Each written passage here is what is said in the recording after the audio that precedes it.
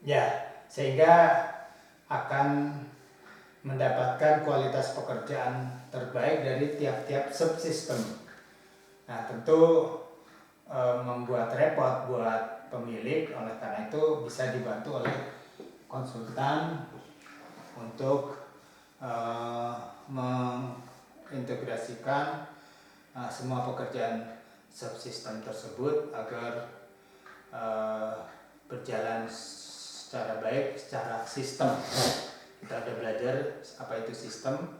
Intinya adalah input, proses, output. Output itu menjadi input bagi proses berikutnya, sehingga terjalin rangkaian, bisa seri, bisa paralel, yang itu adalah berjalan secara optimal. Nah, demikian kira-kira yang dimaksud. Oke, kita lanjut bahwa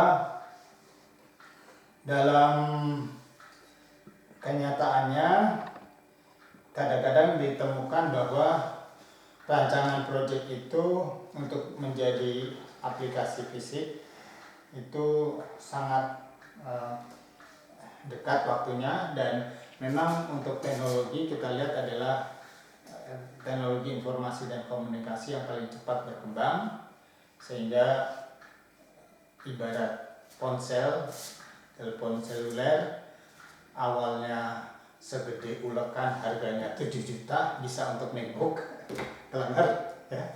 Tapi sekarang makin kecil, miniatur, mini yang harganya cuma ratusan ribu ya. Nah, itu adalah bentuk perkembangan teknologi. Nah, kita lihat contoh untuk desain alat diagnostis penyakit ya. Nah, oleh pimpinan diminta ini cepat keluar. Kita bisa buat diagramnya dari pasien ke dokter, dokter menjadi hasil pemeriksaan,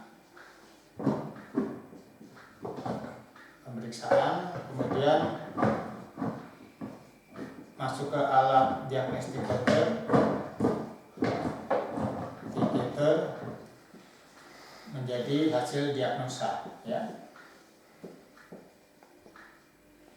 Nah, jadi ini kembali lagi ke dokternya ya.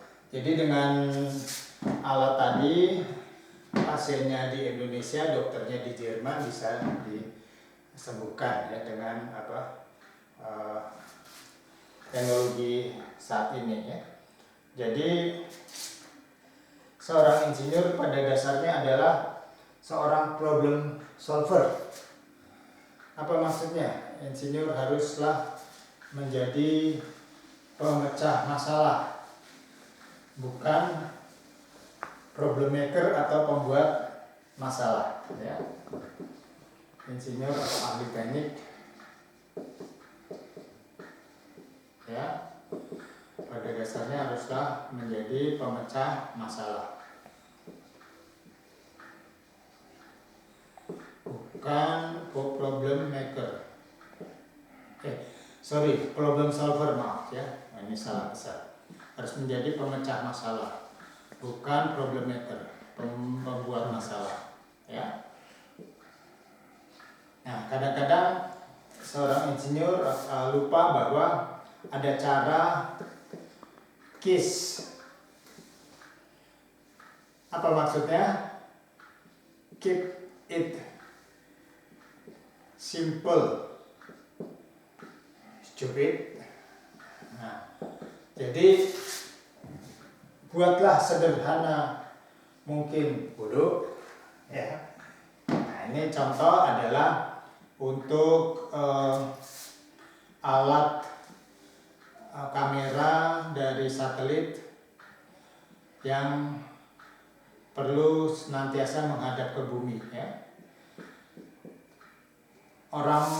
Kita tahu bahwa satelit yang ke ruang angkasa harus seringan mungkin barang yang dibawa, sehingga muncul ide macam-macam supaya kameranya menghadap ke bumi, tapi menjadi beratnya luar biasa. Akhirnya muncul ide sederhana, cukup diberi tongkat sedikit di depan satelit tadi, karena dengan gravitasi bumi akhirnya arahnya menuju ke bumi. Itulah contoh KISS ya. Nah, ada contoh lain juga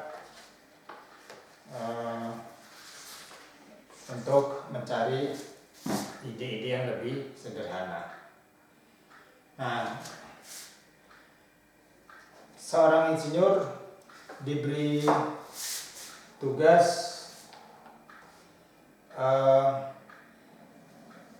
yang sudah ditentukan ya, dan dia harus menerjemahkan dalam bentuk spesifikasi. Apa yang dimaksud spesifikasi? Misalnya mobil, spesifikasi teknisnya adalah berapa cc ya, 1500 cc misalnya. Kemudian BBM-nya premium atau Pertamax ya. Kemudian